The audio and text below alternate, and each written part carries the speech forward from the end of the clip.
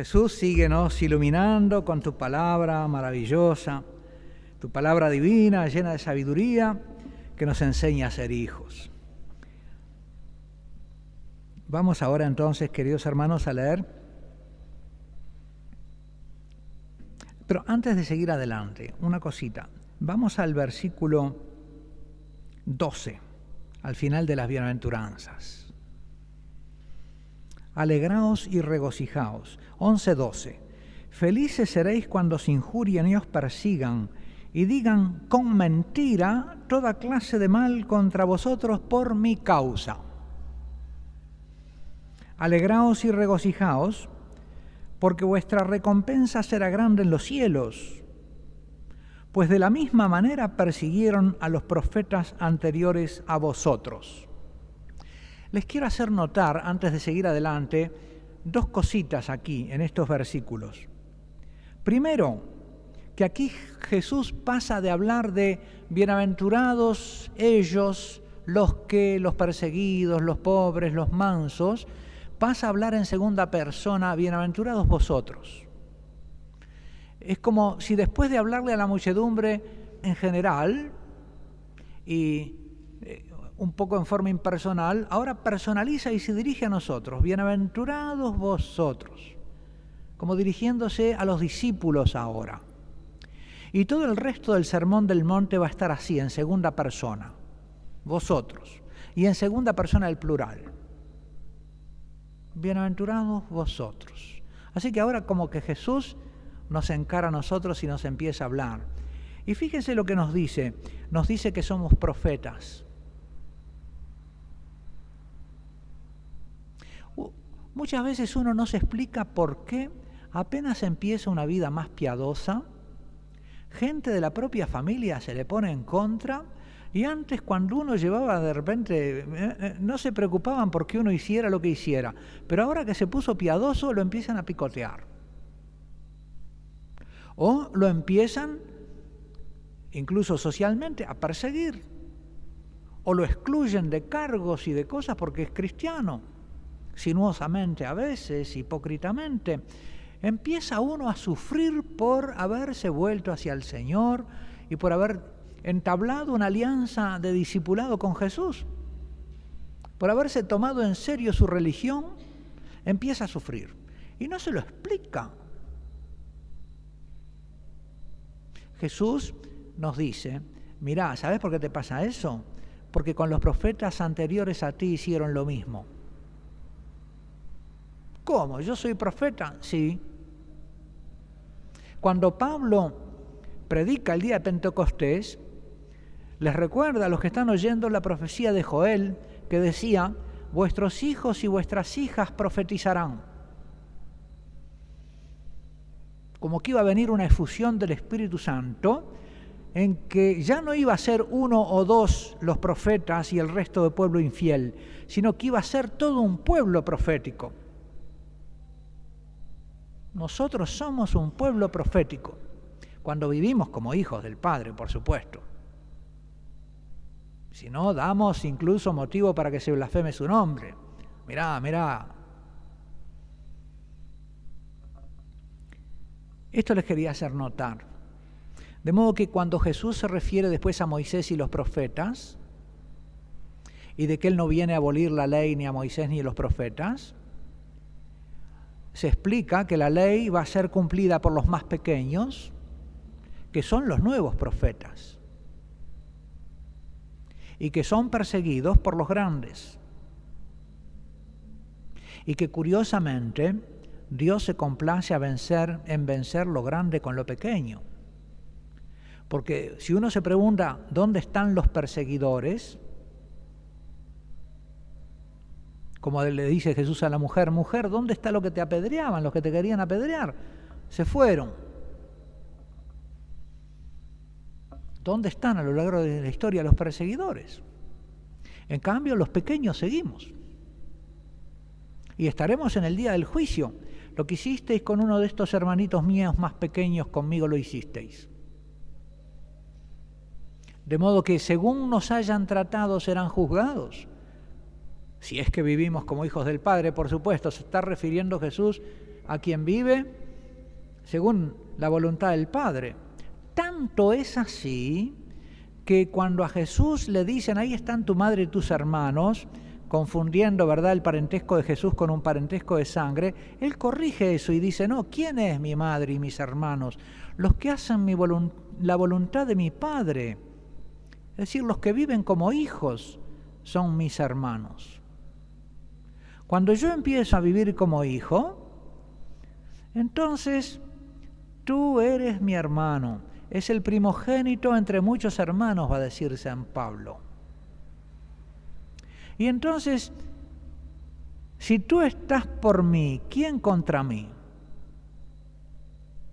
Si alguien quiere meterse conmigo, llamo a mi hermano mayor y te rompe todo. ¿No es cierto? Es mi hermano mayor. Qué maravilla, ¿no? A lo que estamos llamados por la gracia del Padre, lo que tenemos ya, la vida por el bautismo. Empezamos a vivir de acuerdo a esto. Oh Señor, danos tu gracia. Sí, se inflama de deseo mi corazón de vivir así, para tu gloria, Padre. Pensar que soy capaz de glorificarte, pensar que tú esperas de mi gloria, oh Padre,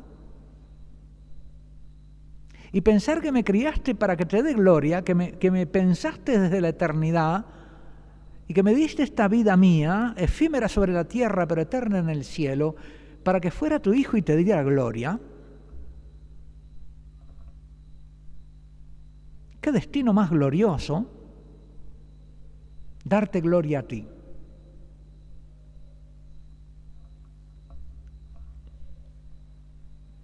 Y ahora se abre obrar las obras del Padre. Vieron ustedes que hay como una especie de división en tres del sermón. Una es referente a cómo obran los hijos. Es una mirada exterior, los vemos obrar. Y después se asoma a la conciencia del hijo. Viven de cara al Padre. Es como si nos asomáramos al alma de los hijos, al motivo de sus obras y a la finalidad por la cual están obrando. Viven de cara al Padre, obrando para darle gloria al Padre. Y todavía un tercer paso más profundo es al corazón de los hijos. Así que el obrar, la conciencia y el corazón, lo más profundo. Es como si la cámara se fuera acercando desde el exterior hacia lo más íntimo del ser del Hijo o de un Hijo de Dios. ¿Y qué es lo primero que Jesús dice acerca del obrar? Habéis oído que se os dijo, pero yo os digo. Y toda esta parte está gobernada por lo que dice al principio: si vuestra justicia no es mayor que lo de los escribas y fariseos, no entraréis en el reino de los cielos. Es decir, no entraréis en el reino de los hijos. Se van a quedar afuera. No van a ser hijos. No digo que vayan a ser malos. Se podrán quedar cumpliendo la ley como los escribas y los fariseos. Pero hijos todavía no. No. Todavía no son hijos. Para ser hijos hay que ir más allá. Y Jesús empieza a mostrarnos el más allá en las obras. Después pasa a mostrarnos cómo es posible ese ir más allá, que es tan difícil. Es posible porque el hijo, los que son hijos, viven de cara al Padre, haciendo la voluntad del Padre, queriéndolo complacer e imitándolo al Padre. Así como los niñitos chicos miran al Padre, ¿verdad? Si el Padre fuma, ellos también. Me acuerdo una vez que estaba por allá por Paraguay, en Encarnación, era un día de lluvia, estaba cerca del hospital, pasaba la gente hacia el hospital con la lluvia, había charquitos, iba un paraguayo con un chiquito al lado, y el chiquito le iba imitando el paso al papá. El papá dio un saltito por un charco y el niño dio un saltito por el charco. La imitación del padre. Bueno, a su manera, lo que nos propone Jesús en el Sermón de la Montaña es la imitación del Padre. para que seáis, dice, hijos del Padre Celestial, sed perfectos como vuestro Padre Celestial es perfecto. Así termina esta sección de las obras, que tiene ese comienzo en el versículo 20, obrar las obras del Padre. La nueva justicia filial supera a la antigua, no la nueva ley, sino la nueva justicia. Una cosa es la ley y otra la justicia.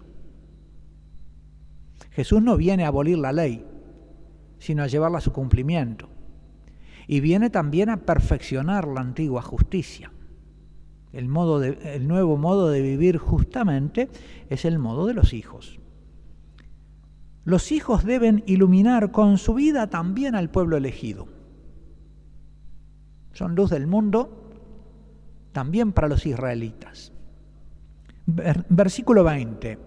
Porque os digo, acá Jesús habla con autoridad propia, yo os digo, que si vuestra justicia no es mayor que la de los escribas y fariseos, no entraréis en el reino de los hijos, no seréis hijos, se pierden la condición de hijos, se quedan afuera de la filiación, afuera de la relación paterno-filial, en la que consiste la bienaventuranza, la felicidad y la verdadera alegría, para la que fuiste creado. Te quedás sin vivir como hijo. Y ahora vienen 7 cosas en las que Jesús nos dice, habéis oído que se dijo, pero yo os digo. 7 obras, no porque estas sean las únicas, sino parece que son como modelos de que de manera semejante en todo tenemos que obrar así. Vamos a ver entonces esos ejemplos del obrar de los hijos. Primero, los hijos no se insultan entre hermanos. Toman en cuenta la generación divina del otro. El otro también es hijo del Padre. Entonces hermano mío. Primero es ser yo hijo, después darme cuenta de que mi Padre tiene otros hijos y después incorporarme al nosotros de los hijos de Dios y empezar a vivir la fraternidad. Y hasta que no empiezo a vivir la fraternidad, todavía no soy hijo del todo. Todavía no entré en el reino de los hijos. ¿Por qué? Hasta que no empiezo a vivir la fraternidad, el Padre no se complace en mí. ¿Qué hijo más peleador que tengo? O más díscolo con sus hermanos.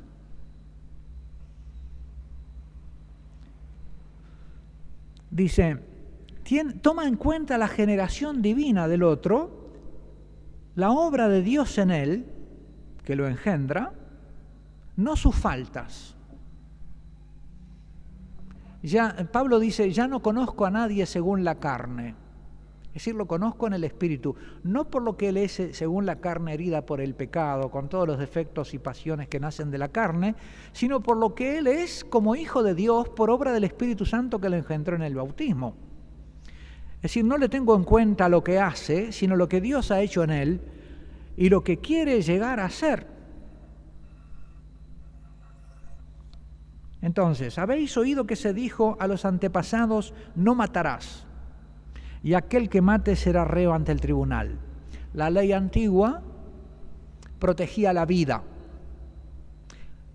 La ley nueva va a proteger la relación. Porque de hecho la plenitud de la vida se da en las relaciones. No basta que a mí me dejen vivo. Es necesario que estén intactos mis amores. Porque es en mis amores donde está la plenitud de mi vida.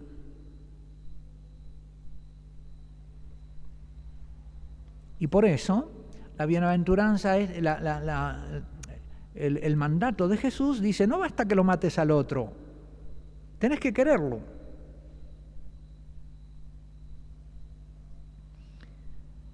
¿Habéis oído que se dijo? No matarás. Yo os digo, todo aquel que se enoje contra su hermano será reo ante el tribunal. Y el que llame a su hermano imbécil será reo ante el Sanedrín. que juzgaba las causas de muerte. Y el que llame renegado será reo de la gehenna del fuego. Hay como un creyendo, ¿no? Al juicio, pena de muerte y castigo eterno. Si pues al presentar tu ofrenda en el altar te acuerdas entonces de que tu hermano tiene algo contra ti, tu hermano, porque es hijo del Padre, tiene algo contra ti, pero yo no le hice nada, no importa, él tiene algo contra ti. Deja tu ofrenda allí delante del altar y vete primero a reconciliarte con tu hermano. Luego vuelves y presentas tu ofrenda. Si la ofrenda es un sacrificio de comunión y yo no estoy en comunión, mi ofrenda entonces es un símbolo hipócrita, porque significa lo que no estoy haciendo. Y más todavía cuando es la Eucaristía. En la Eucaristía, ¿qué celebramos? Es la comida del nosotros divino humano, de la comunión divina humana de la Iglesia, de todos los hijos alrededor de la mesa del Padre, presidida por Jesús. Si yo tengo algo contra uno, entonces no puedo participar de aquel banquete que significa la comunión, porque no estoy en comunión. Después viene el versículo 25, que los padres interpretan como dicho de la conciencia. El adversario ese que me acusa es mi conciencia. Me estás haciendo mal. Ponte enseguida a buenas con tu adversario mientras vas con él por el camino, no sea que tu adversario te entregue al juez y el juez al guardia y te metan en la cárcel.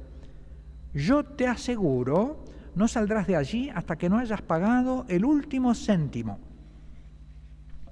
Entonces, preservar la relación, las relaciones dentro de nosotros, entre los hermanos, en la iglesia. Deben ser sagradas nuestras relaciones, tan sagradas como la vida. Todo lo que hiere una relación lo tenemos que tomar casi como un crimen. Así, eso dice, si querés ser hijo, tenés que vivir así. Segundo, los hijos de Dios miran a la mujer como hermana, hija de Dios, con ojos puros, como Jesús. El Padre te está mirando y ve cómo la miras. Y ella es su hija. 27. ¿Habéis oído que se dijo, no cometerás adulterio? Pues yo os digo, todo el que mira a una mujer deseándola, ya cometió adulterio con ella en su corazón. Si pues tu ojo derecho te es ocasión de pecado, sácatelo y arrójalo de ti. Más te conviene que se pierda uno de tus miembros, que no que todo tu cuerpo sea arrojado a la gehenna. Y si tu mano derecha te es ocasión de pecado, córtatela y arrójala de ti. Más te conviene que se pierda uno de tus miembros, que no que todo tu cuerpo vaya a la gehenna. Acerca de esto de la mirada a la mujer, lo que le corresponde, digamos, lo equivalente de esto a la mujer es disimétrico. Es decir, no provoques la mirada impura de un hijo de Dios. Porque el Padre está viendo que tú lo pones en peligro de ofenderlo. Así que al varón se le aplica no mires mal y a la mujer no busques ser mal mirada. La mujer es muy consciente, ¿verdad?, de ese ser mirada. Y pienso que a eso apunta el consejo de San Pablo que le da a la mujer cristiana de que cuando va a orar se vele.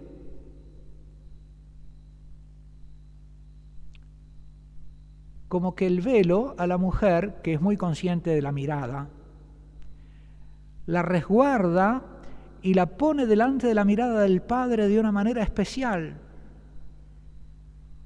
De modo que es una especie de sacramental que la ayuda a entrar en oración y a ponerse bajo la mirada exclusiva del Padre. Yo las invito a que hagan la prueba. Ahora se ha sacado el velo del uso público, pero las invito a las hijas de Dios que cuando en el secreto de su habitación, en su oración privada, cuando nadie las ve, van a orar, que se pongan un velo. Ah, padre, ya no tengo la mantilla que tenía mi mamá. Bueno, ponete un repasador de cocina, pero no importa, cubrirte la cabeza. Y vas a ver cómo te ayuda a ponerte delante de la mirada del Padre. Cómo te recoge. San Pablo no hablaba pavada, era un hombre inspirado por Dios. Porque ese ser mirada también, ¿no? Es importante. Al hombre se le dice acá cómo tiene que mirar, pero a la mujer cómo tiene que querer ser mirada o no. Tercero, el adulterio ofende al padre. Un buen hijo prefiere sufrir que dar ocasión de que nadie pueda ofenderlo. Esta mujer es insufrible. Moisés me da el permiso de repudiarla. Jesús le dice nada, aguantate. Si vos querés ser hijo de Dios, te la tenés que bancar. ¿Por qué? Porque si vos la repudiás, la ponés en ocasión de ofender a tu padre y a otro también en ocasión de ofender al padre, adulterando con ella. Y si tenés corazón de hijo, no vas a querer correr el riesgo de que alguien ofenda a tu padre. Y si no te importa que tu padre sea ofendido, no te engañes, no tenés corazón de hijo. El hijo prefiere sufrir él a correr el riesgo de que el padre sea ofendido. Esta es la razón profunda, el razonamiento exacto que explica por qué Jesús enseña esto. Si tenés corazón de hijo, si querés entrar en el reino de los hijos, si querés que tu justicia sea mayor que la de los escribas y fariseos, tenés que vivir así. Y si no, es señal de que tu corazón todavía no es de hijo. Pedilo, nadie nace perfecto como hijo de Dios. Cuarto, los hijos de Dios no juran. Son hombres veraces, de palabra. No hubo en su boca mentira. En la boca del Hijo no hubo mentira. Si somos hijos, no podemos mentir. Y a medida que crece nuestro espíritu filial, crece también nuestro respeto por la verdad. Y me expongo incluso a ser castigado por decir la verdad, porque no estoy buscando mi gloria, a perder gloria por decir la verdad. Voy tomando cada vez más libertad de la opinión ajena. Pero si yo digo esto, me van a venir inconvenientes. Si sos profeta, ¿cómo vas a estar pasando la profecía, es decir, lo que Dios te da y te inspira que tenés que decir, lo vas a pasar por el filtro de la conveniencia o inconveniencia, del qué dirán o de qué me va a pasar? Si sos profeta, tenés que hablar lo que se te dice sin censuras previas y ateniéndote a que decir la verdad de la profecía te puede traer inconvenientes. Claro que sí, mirá a Jesús, mirá a los profetas, tantos. Pero, entonces, ¿de dónde voy a poder hacer eso? Yo no me atrevo. Pedí el corazón de hijo y lo demás viene solo. Porque estas cosas son difíciles de hacer, imposibles si no tengo corazón de hijo. El secreto de estas obras que exceden lo mandado en la ley es el corazón filial, ya lo vamos a ver. El amor al Padre. Quinto, Los hijos de Dios, como Jesús, no son vengativos ni rencorosos. Habéis oído que se dijo ojo por ojo y diente por diente. Yo os digo, no resistáis al mal, antes bien al que te abofetee en la mejilla derecha, ofrécele también la otra. Y al que quiera pleitear contigo para quitarte la túnica, déjale también el manto. Y al que te obligue a andar 1 milla, vete con él 2. A quien te pida da, y al que desee que le prestes algo, no le vuelvas la espalda. Sobre el dar la otra mejilla, tenemos que ver cómo es que lo hizo Jesús. Cuando en la pasión lo abofetearon, él preguntó, si he hecho mal, dime en qué, y si no, ¿por qué me hieres? Así se pone la otra mejilla. Es decir, no actuando cobardemente, sino exponiéndose incluso a sufrir algo más, ¿verdad? Te castigan 1 mejilla porque tú decís lo que tu padre te manda decir. Entonces, seguilo diciendo y da la otra. Exponete, aunque no te achiques con el primer golpe. Los hijos de Dios no se achican con el primer golpe, sino que el primer golpe como que le cría callo para seguir sufriendo más. Dice, mira, no era tan tremendo. Y va descubriendo la gloria y la alegría de sufrir por la verdad y por el Padre. Y le quita la cobardía esa por la cual, ¿verdad? Si uno no es hijo, no se sabe oponer al mal.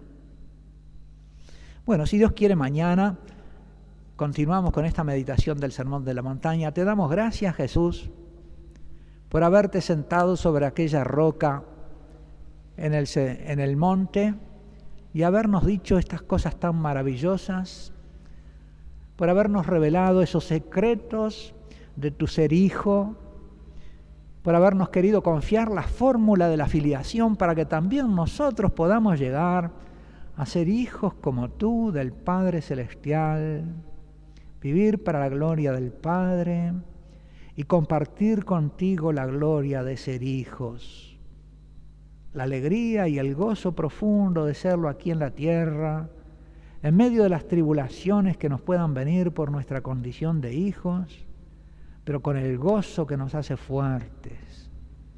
Y a ti, Padre, a ti que nos das el ser en cada momento, a ti que quieres que vivamos todos como hijos tuyos, unidos en amor fraterno. Danos la gracia de orar en tu presencia, de pie, junto con Jesús, diciéndote con el deseo de nuestro corazón, Padre nuestro, que estás en el cielo, santificado sea tu nombre. Venga a nosotros tu reino. Hágase tu voluntad, así en la tierra como en el cielo. Danos hoy nuestro pan de cada día. Perdona nuestras ofensas, como también nosotros perdonamos a los que nos ofenden.